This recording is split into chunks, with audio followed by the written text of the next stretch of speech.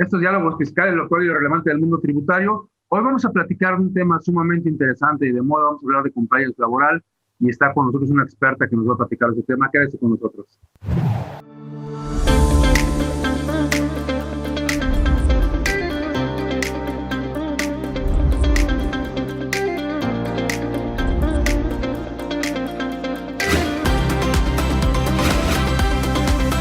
Lo actual y relevante del mundo tributario. Diálogos fiscales con Jaime Flores.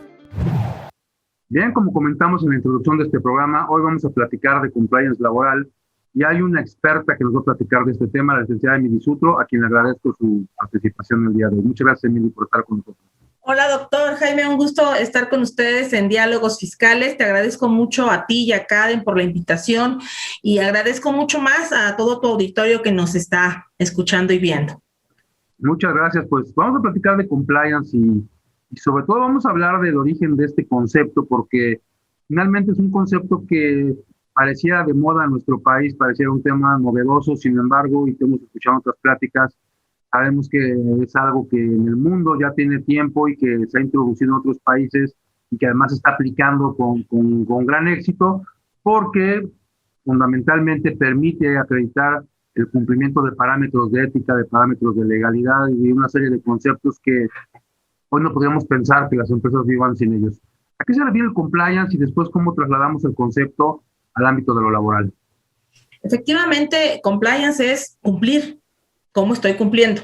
Y la situación, como tú dices, no es una situación que sea nueva, a lo mejor ahorita está con mucha más fuerza porque ha venido a simbrar desde el 2009 y a raíz de la reforma que tuvo la Ley Federal del Trabajo en el 2012, la parte laboral. Esta figura, como bien dices, lo que hace es tener sistemas de gestión al interior de la empresa, empezar a evaluar los riesgos, algo que no estamos acostumbrados o que no estábamos acostumbrados, y hacer las cosas de manera ética, cumplir con ética. Entendemos que la actuación de las empresas tiene que ser en un marco ético. Eso no es algo que hoy aparezca mágicamente de la mano del compliance. Sin embargo, muchas empresas, quizá no por actuación de ellas, sino por la de sus colaboradores, de sus trabajadores, empleados, dejan de cumplir, dejan de aplicar, particularmente por visiones o por perspectivas individuales de los sujetos, y no tanto por una filosofía institucional que a veces ni siquiera está bien definida. Sin embargo, hablar de ética, hablar de cumplimiento, hablar del conocimiento de las normas, implica hoy un cambio que tiene que ser fundamentalmente de orden institucional. Tendría que ser un elemento que permee todas las estructuras de la empresa, pero a veces esto no se hace como con base en un análisis integral de las organizaciones, sino que deriva de ideas particulares, de ideas de sujetos, que hoy tendrían que estar perfectamente normadas y perfectamente conocidas y perfectamente diseminadas al interior de las organizaciones. ¿Cómo vamos incorporando el compliance? ¿Cómo se va convirtiendo en un concepto que atienda como una rama particular al ámbito de lo laboral? Aunque hay quien piensa que no se pudiera ver de forma separada. Internacionalmente hay normas de compliance de orden laboral, de orden tributario, de orden mercantil, de orden civil, y después todo como un concepto integral. Pero ¿cómo vamos haciendo estos cambios legales en nuestro país que nos llevan a la aplicación del compliance?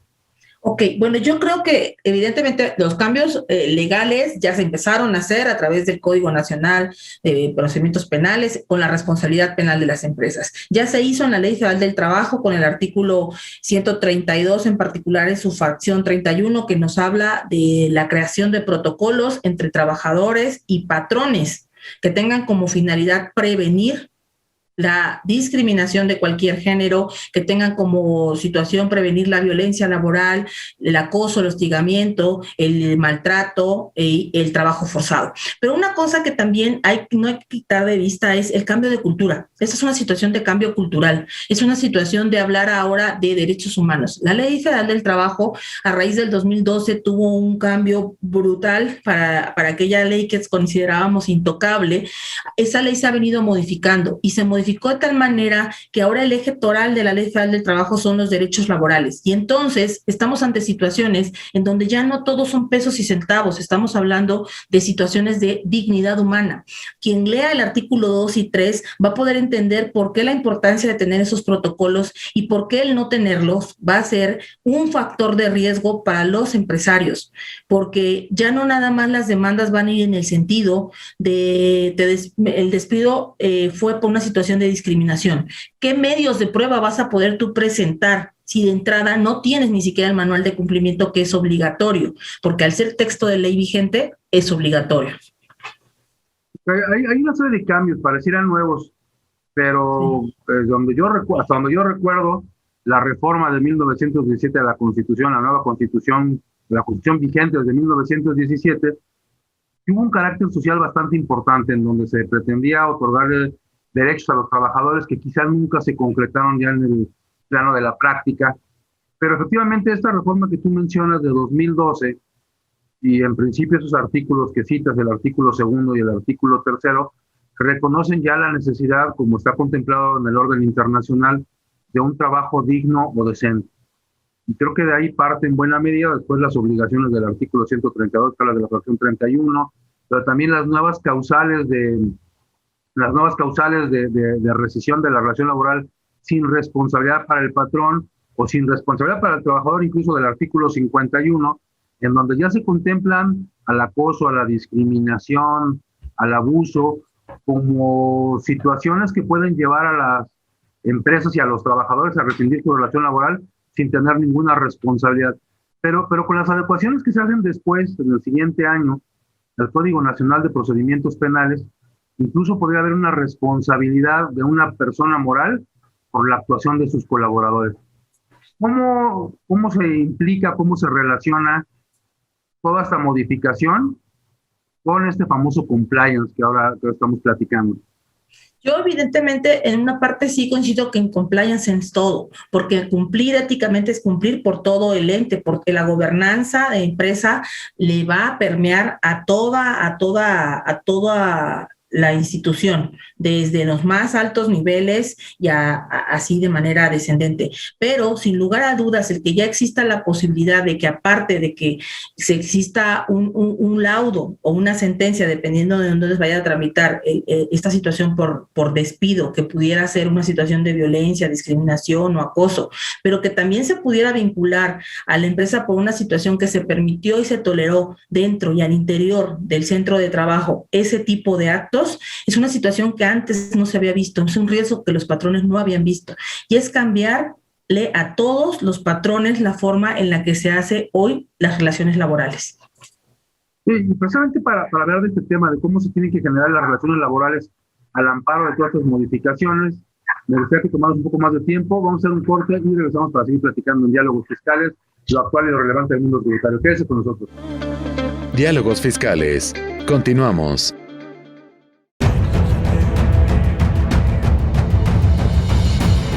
En 1986 nació Información Dinámica de Consulta con la misión de dar información a profesionales del ámbito jurídico. Evolucionamos contigo y en 2001 logramos informarte en tiempo real gracias al nacimiento de IDC Web. Dimos paso en el 2016 a Foro IDC, un evento de alto nivel para el impulso de la competitividad del empresario mexicano. En 2017, unificamos cada avance bajo el dominio www.idconline.mx. Hoy puedes encontrarnos en múltiples plataformas con información vanguardista y especializada para capacitar e informar a los elementos clave de las empresas.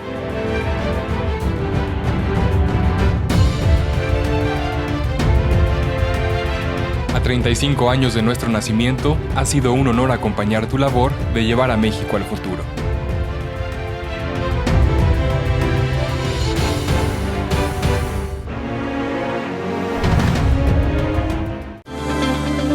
Regresamos.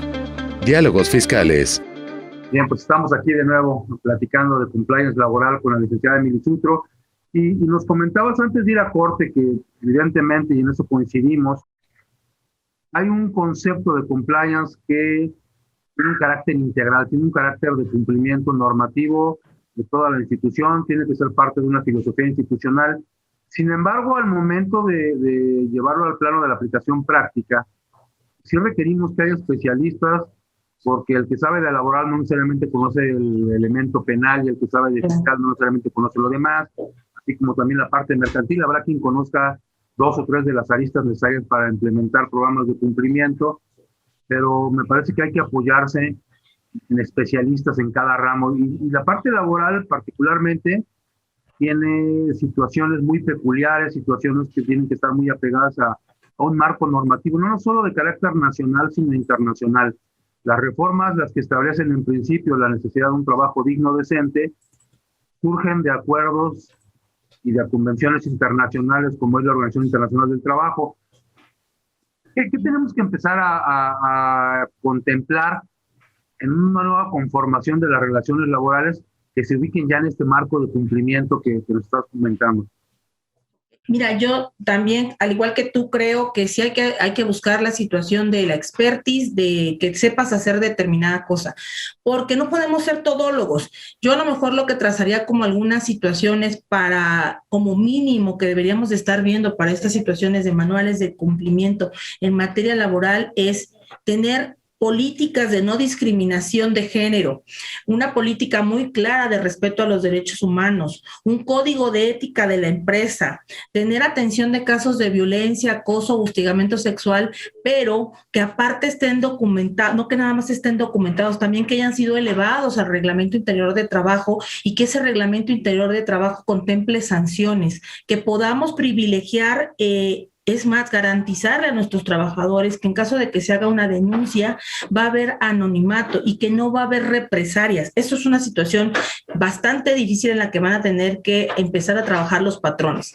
Debe de haber modelos de gestión para lograr la erradicación del trabajo infantil forzado, porque como bien dices, esta no es una situación nada más de México, son requerimientos de carácter internacional lo que nos está moviendo, porque bien sabido es que muchas de las reformas que se hicieron en materia laboral tienen que ver con la situación del cumplimiento del capítulo 23 y anexo A al TEMEC. Entonces, yo abondaría en que el código de ética tiene que existir, se tienen que adecuar los reglamentos interiores de trabajo, las políticas, la situación de hasta las políticas de regalos corporativos, porque habrá quien diga que ya no los va a permitir y habrá quien diga que sí. Entonces, permítelos, pero di hasta qué cantidad, cuándo, por qué, una sola vez al año. Y la adoptación de protocolos tiene que ser que los conozcan, no nada más se vale que se queden en papel, tienen que ser vivenciales.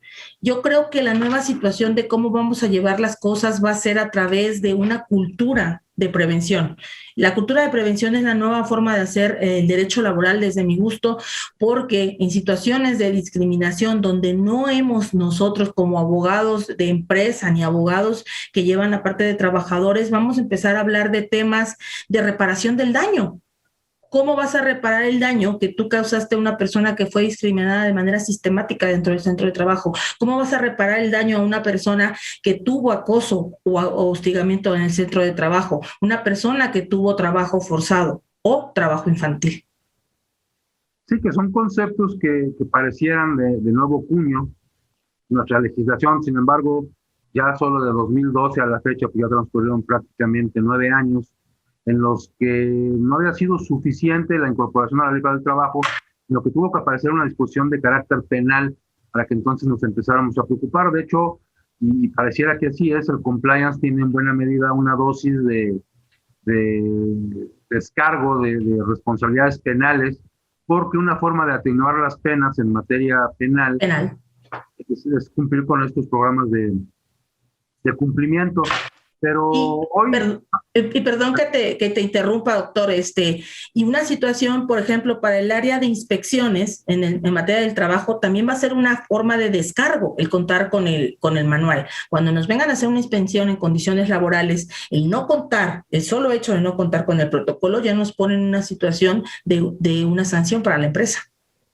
Sí, y justamente atenuando las disposiciones legales. En descargo de la persona moral podría estar la definición de responsabilidades, la generación de protocolos e incluso la ubicación de ciertos tipos de responsabilidades en una persona, más allá de las que pudiera tener la organización, que también las tendrá seguramente en caso de incumplimiento.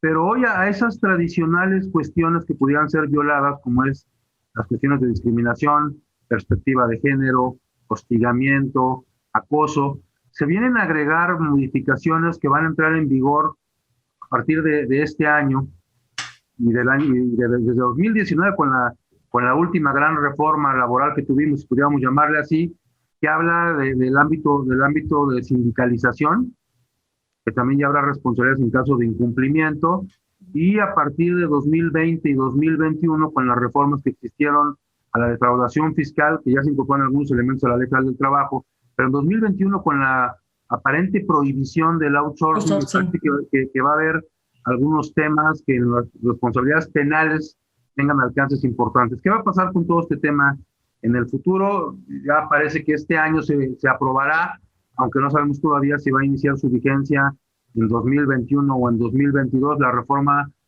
que pretende prohibir la subcontratación. ¿Qué implicaciones tiene esto en materia de compliance?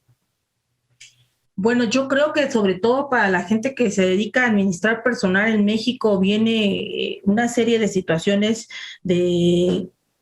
en primera, y yo me decanto a favor de la terciarización. Yo estoy a favor de la terciarización porque creo que sin lugar a dudas necesitamos trabajo que sea totalmente la persona adecuada para el puesto adecuado, y sí podemos descargar descargárselo al centro a la empresa productiva.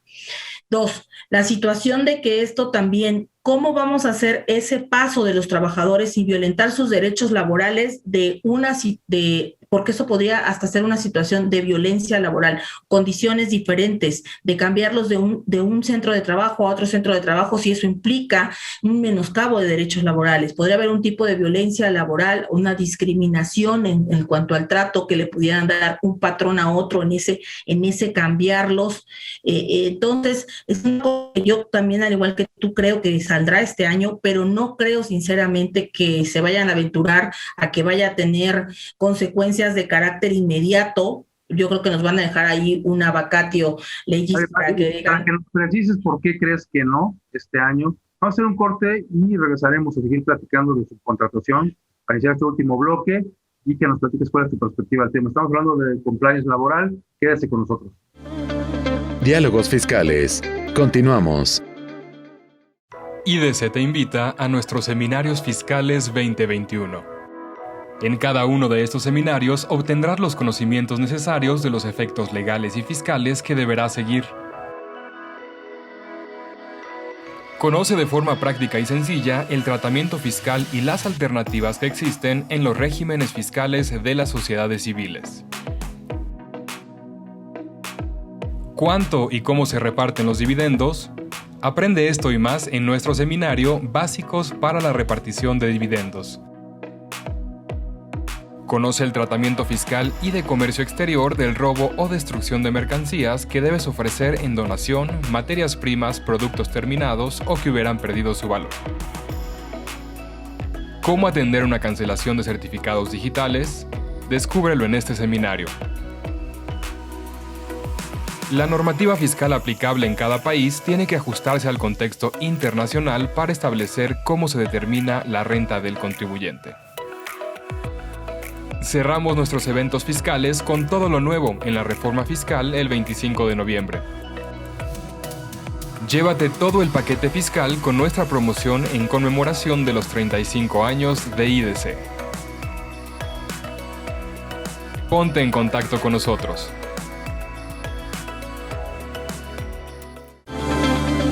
Regresamos.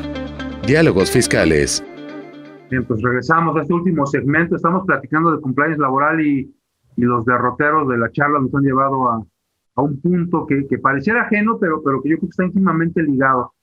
Compliance laboral, has mencionado conceptos de orden ético, has mencionado conceptos de orden normativo, legales, y hoy pareciera que con esta reforma a la subcontratación con la que terminamos el bloque anterior, pues algunos de estos conceptos atienden a perspectivas total y absolutamente éticas. Pareciera que el legislador, y así lo planteó por lo menos en la exposición de motivos, hace el cambio en la búsqueda de mejores condiciones para los trabajadores, pero en la indefinición que a veces da el desconocimiento, y hay que estar muy claros en ese sentido, una reforma del que no conoce respecto a algún tema puede dar como consecuencia esto que estamos viendo.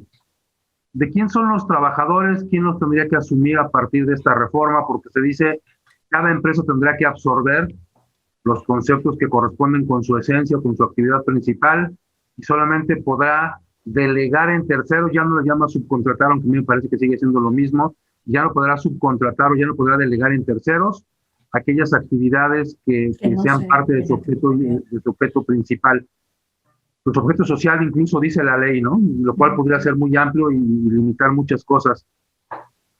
¿Hasta dónde alcanzará la valoración ética que hagan las empresas para decir estos trabajadores son míos?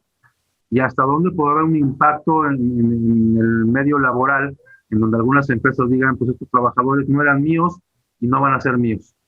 E incluso detener alguna actividad económica o disminuirla sensiblemente. El dedo en la llaga. Yo creo que sinceramente es una situación que no contemplaron al momento de prohibir totalmente la subcontratación, al decirle, tendrán, porque casi pensando que va a ser obligatorio y que de verdad lo van a acatar, el beneficiario directo de los servicios de personal, de quien se beneficia del trabajo personal subordinado, quedarse con esa plantilla. ¿Y qué pasa, doctor, si no se quieren quedar con esa plantilla?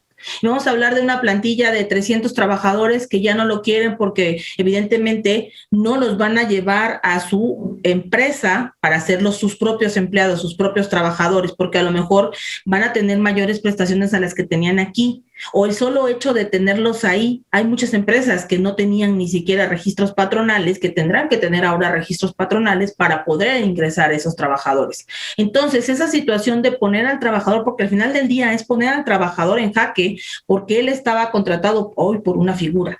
El que lo quiera, el que ahora le obligues a la que era la beneficiaria de los servicios a que se los lleve, ¿hasta qué grado va a ser? A lo mejor, como tú dices, se va a decantar y va a decir, yo no los quiero, yo no voy a hacer el reconocimiento de esas antigüedades, yo no voy a hacer el reconocimiento de esos pasivos contingentes, yo no voy a haser el reconocimiento de esos salarios. A lo mejor sí te voy a contratar, pero te voy a contratar con condiciones menores que las que venías devengando. Mucho se ha hablado del outsourcing y yo creo que sí se ha satanizado, pero hay muchas empresas que se dedican, sobre todo los insourcing, y sí están dados de alta los trabajadores con los salarios con los que realmente estaban dados de alta del Seguro Social con su salario real, que sí tienen prestaciones supralegales y hasta aquí planes de protección más elevados que si estuvieran con la empresa para la cual evidentemente prestaban el servicio, el beneficiario. Hoy yo creo que podría haber una situación de violencia laboral a derechos preadquiridos y eso también tiene relación obviamente en los protocolos de cómo van a manejar esta situación las empresas de terciarización, de subcontratación, para hacer una situación de también cómo vamos a hacer ese cambio de este personal que estaba en la B para que pase a la A. Lo vamos a hacer a través de una sustitución patronal de acuerdo al artículo 41 de la Ley Federal del Trabajo. ¿Cómo nos va a obligar la ley a que nosotros le digamos al beneficiario que se lleve a todos? O nosotros ya tenemos aquí, espero que sí, todos los dineros para empezar a hacer las liquidaciones de ese personal que no fue requerido ahora por el que nos teníamos contratado. Porque una situación es la cosa mercantil. Pero considerando que la sustitución patronal tiene otras características, ¿no? Totalmente diferente. La función de los mismos medios de producción que aquí no va a haber seguramente y que será totalmente difícil. Y hablando de que el compliance surge de un planteamiento de ética, de un discernimiento entre lo que está bien y lo que está mal, y que un concepto del bien y del mal es totalmente diferente para cualquier persona. ¿Cómo tendrían que actuar las empresas?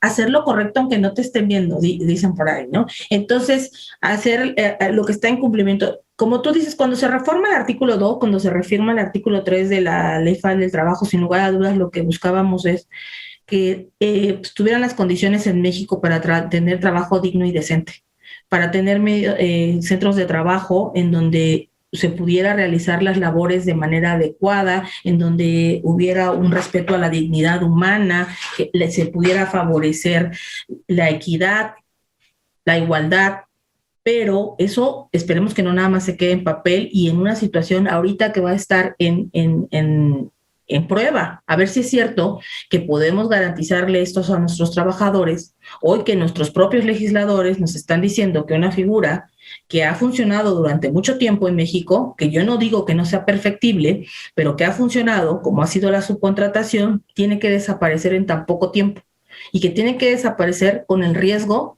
de violentar derechos laborales. Violentar derechos laborales y desaparecer fuentes de empleo. Se vienen cambios importantes a las relaciones laborales en nuestro país. Hay cambios, muchos, que parecieran intentar proteger a los derechos de los trabajadores, la sindicalización obligatoria y algunos... O la no sindicalización. O la no sindicalización de las personas, entre otras cuestiones que han venido cambiando. ¿Cuál va a ser el futuro de las relaciones laborales y cuál tendría que ser cuál tendría que ser atendiendo a todo esto que nos has platicado hoy de compliance? ¿Cómo tendría que modificar el patrón, persona moral o persona física, sus esquemas de cumplimiento, sus programas de cumplimiento en la materia laboral? Bueno, yo creo que la situación va a ser la prevención, en contar con manuales de cumplimiento que incluyan políticas y procedimientos en los cuales le garanticen a él como patrón la continuidad como centro de trabajo, que le garantice la continuidad como un negocio, que le permita varias acciones, entre ellas identificar, prevenir, detectar y resolver todas aquellas situaciones específicas de discriminación, de violencia laboral, de acoso, hostigamiento sexual. Situaciones en donde los centros de trabajo, los trabajadores realmente quieran ir a trabajar, no deban de ir a trabajar. Situaciones como erradicar el trabajo infantil ya sean una situación que podamos superar, en donde no hablemos de trabajo forzoso, en donde siempre y ante todo se anteponga la dignidad humana, porque yo siempre digo que antes de ser trabajadores tenemos nuestra condición de humanos y como solo humanos tenemos nuestros derechos. Entonces, es una nueva situación. Te agradezco mucho. Afortunadamente el tiempo de televisión, ya sabes, se nos acorta y bueno, el tiempo fue demasiado breve. Gracias por acompañarnos, gracias por estar con nosotros, a la gente que estuvo con nosotros hasta este momento del programa. Los invitamos a la próxima emisión de Diálogos Fiscales, lo actual y lo relevante del mundo tributario. Hasta la próxima.